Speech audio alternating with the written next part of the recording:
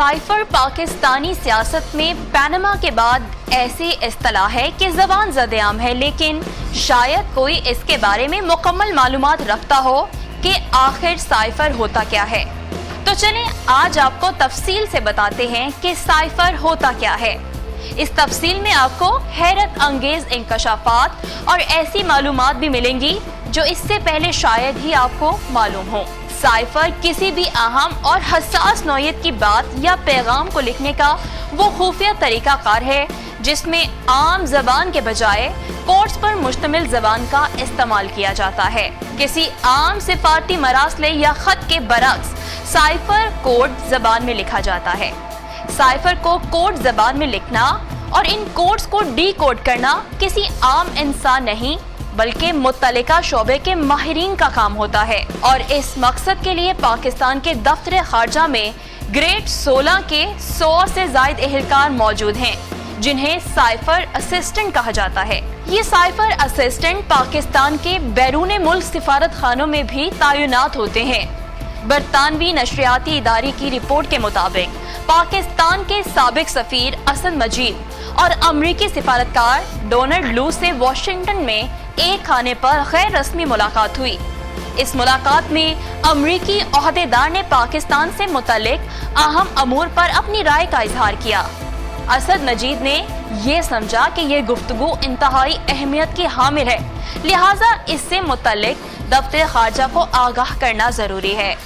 America में पाकिस्तानी सफीर ने सिफारत खाने में तैनात साइफर असिस्टेंट के जरिए इस मुलाकात के बारे में अपने पैगाम को कोड लैंग्वेज में बदला और उसे मखसूस जरिए से इस्लामाबाद में खारजा सेक्रेटरी के नाम अरसाल कर दिया। ये मखसूस जरिया कोई मशीन फैक्स, टेलीग्राम, सूती पैगाम या कुछ और भी हो सकता है, और इसका दारोमदार किसी भी मुल्क के ज़ेरे इस्तेमाल इस टेक्नोलॉजी पर होता है जो वो इस सिलसिले में इस्तेमाल करते हैं। यूं ये साइफर पैगाम इस्लामाबाद पहुंच गया। यहाँ ये साइफर जैसे ही मौसूल हुआ तो फिर दफ्तर खारजा ने अपने साइफर असिस्टेंट की मदद तलब की और फिर उसे डी कोड कर दिया गया। इस साइफर को डी कोड करवाने के बाद दफ्तर खारजा के आला ओहदेदार इस नतीजे पर पहुंचे कि इस साइफर को हर सूरत 4 अहम शख्सियात को भेजना लाजमी है। ये साइफर वजीर आजम, सदर ममलुकत, आर्मी चीफ और DGISI को भेजा गया। दफ्तर खारजा के हुकाम के मुताबिक साइफर की ये तमाम कॉपियां असली तस्वुर की जाती हैं और 1 महीने के अंदर साइफर को वापस दफ्तर खारजा भेजना होता है। ये काम इस वजह से भी एहसन अंदाज में हो जाता है कि वजीर आजम के दफ्तर में भी दफ्तर खारजा के अहम 2 से 3 अफसरान तैनात होते हैं जो इस कम्युनिकेशन को यकीनी बनाते हैं।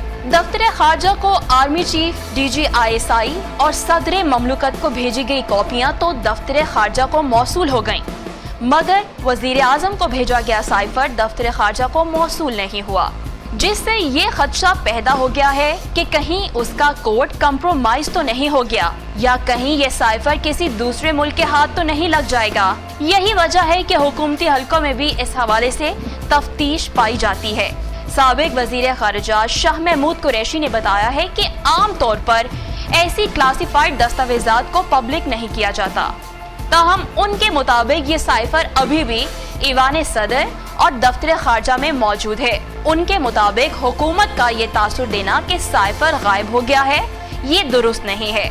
उनके मुताबिक ये साइफर गैर गर्दशी था और खारजा सेक्रेटरी के नाम पर मौसूल हुआ था। ख्याल रहे कि बैरून मुल्क मशीनों से मौसूल होने वाले साइफर्स आम तौर पर 2 किस्म के होते हैं, एक गैर गर्दशी और दूसरे अमूमी तौर पर वो होते हैं जिन्हें तकसीम कर दिया जाता है। गैर गर्दशी साइफर्स को मखसूस एड्रेसर्स के लिए निशानजद किया जाता है और भेजने वाला सफीर फैसला करता है कि ये किसे वसूल होना चाहिए। अलबत्ता सेक्रेटरी खारजा इदारे का सरबराह होने की वजह से ये फैसला कर सकता है कि ऐसे डिप्लोमेटिक केबल या साइफर किस किस को भेजा जा सकता है।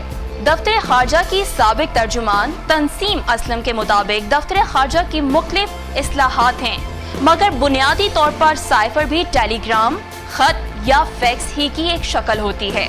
साबिक सिफारतकार के मुताबिक पूरी दुनिया में हुकूमतें ऐसे साइफर को पब्लिक भी कर देती हैं। उनके मुताबिक इसकी एक वजह यह होती है कि दफ्तर खारजा कोई भी साइफर, टेलीग्राम या मरासला पैराफ्रेजिंग के बाद ही मुख्तलिफ दफातर को भेजता है, यानी अल्फाज और पैराग्राफ की तरतीब तब्दील कर दी जाती है, यानी मास्टर कॉपी दफ्तर खारजा में ही रहती है और बाकी ओहदेदारों के पास पैगाम मिनट्स और तज्जिए की सूरत में पहुंचते हैं।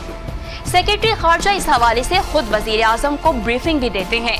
उनके मुताबिक पैराफ्रेजिंग का अमल इस वजह से किया जाता है ताकि कोड किसी की समझ में ना आ सके, मगर जो पैगाम होता है वो एहसन अंदाज में पहुंचा दिया जाता है।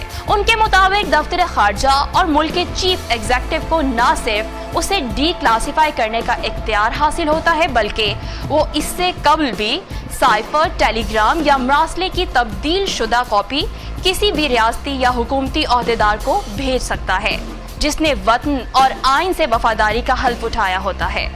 तस्नीम असलम के मुताबिक जब कोई साइफर भेजा जाता है तो वो प्रोटोकॉल के तहत ऐसे साइफर का तज्जिया किया जाता है और पहले नंबर पर सदर ममलुकत को भेजा जाता है।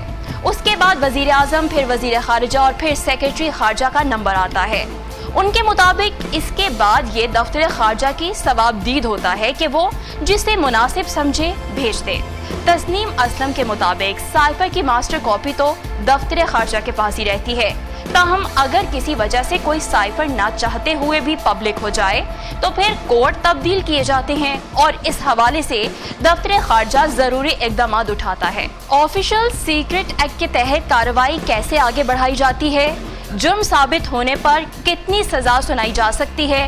कानूनी माहिरीन के मुताबिक इमरान खान और उनके साबिक प्रिंसिपल सेक्रेटरी आजम खान समेत दीगर साथियों के खिलाफ ऑफिशियल सीक्रेट एक्ट के तहत FIA इस वक्त बाकायदा कार्रवाई का आगाज करेगा जब वफाकी हुकूमत इस हवाले से शिकायत दर्ज करेगी।